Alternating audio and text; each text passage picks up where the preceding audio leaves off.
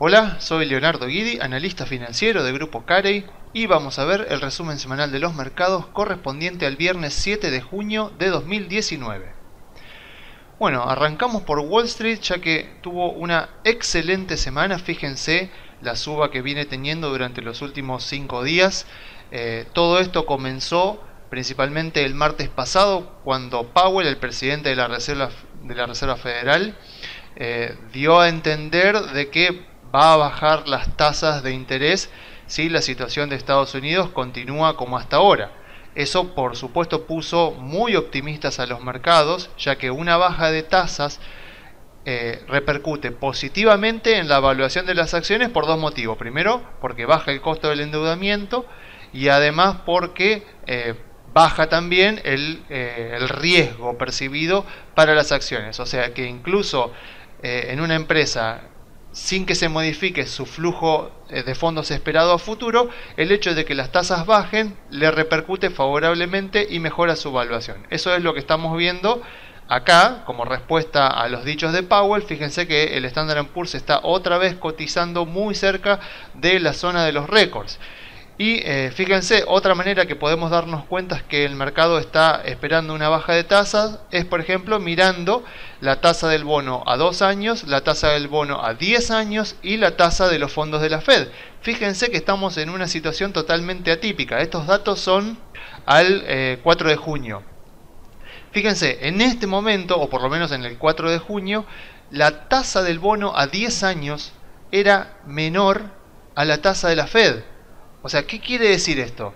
Que una inversión a 10 años me estaba rindiendo promedio anual un 2,12% y la tasa de corto plazo de la Fed me estaba rindiendo 2,38%. O sea, yo acá puedo concluir dos cosas: o que el mercado se volvió loco y está pidiendo menos rendimiento por una inversión de largo plazo que por una de corto plazo, o que efectivamente el mercado está descontando que la Fed bajará las tasas incluso por debajo del 2% en alguna de sus próximas reuniones. Y de hecho, si miramos los futuros de tasa de interés, podemos ver acá los futuros que se operan en vistas a todas las reuniones de la Fed, y vemos que para la próxima reunión del 19 de junio se está operando en los mismos niveles actuales, o sea, entre 2,25 y 2,5%. Se está operando acá, o sea que lo más probable es que la Fed deje la tasa sin cambios para la próxima reunión del 19 de junio. Pero ya si nos vamos al 31 de julio,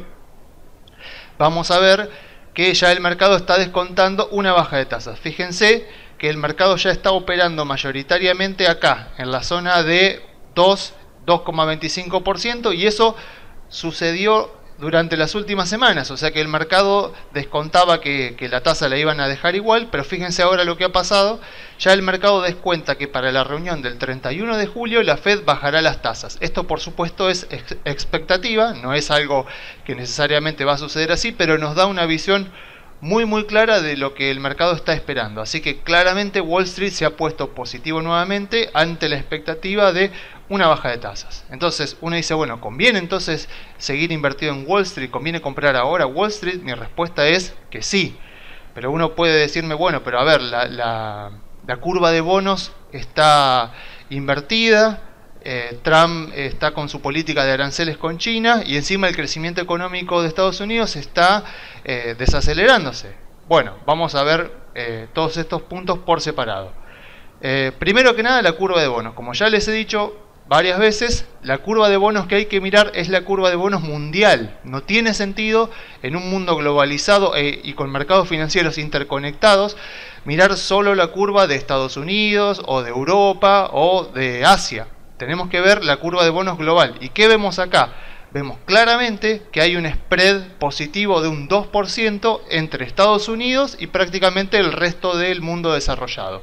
Entonces yo me pregunto, en los bancos que están interconectados mundialmente y que tienen sucursales en las grandes capitales del mundo, yo me pregunto, ¿qué le impide al Citi, al Credit Suisse, al Deutsche Bank tomar dinero prestado a corto plazo en Alemania a tasa negativa, hacer una cobertura de tipo de cambio mediante un futuro y prestar ese mismo dinero a largo plazo en Estados Unidos obteniendo así un rendimiento mayor al 2%. Eso te da un spread positivo de tasa de más de un 2%, con lo cual asustarse porque la curva de Estados Unidos se invirtió no tiene mucho sentido en un mundo globalizado donde todos los bancos, o por lo menos los grandes bancos, pueden hacer este tipo de maniobra.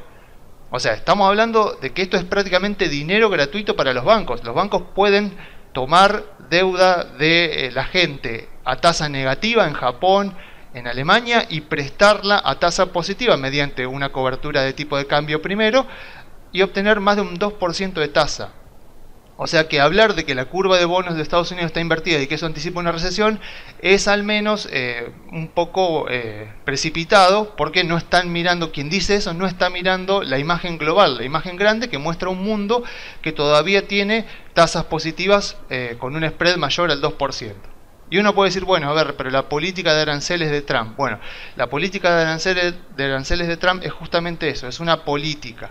O sea, lo que está haciendo Trump con China y con México es una política. Por ahora el volumen de aranceles que se maneja no es lo suficientemente grande como para llevar a Estados Unidos a una recesión, pero la verdad es que lo que hizo Trump con México la semana pasada sí ya es más preocupante, porque estamos hablando de un volumen de aranceles bastante importante. Pero bueno, por ahora se dice que los va a postergar, así que por ahora es más una amenaza que un hecho concreto. Y por último está el tema del crecimiento económico. Muchos dicen, bueno, pero el crecimiento económico de Estados Unidos está desacelerándose y por lo tanto los rendimientos de las acciones van a caer. Bueno, eso es muy fácil de chequear con los datos. ¿Qué podemos ver?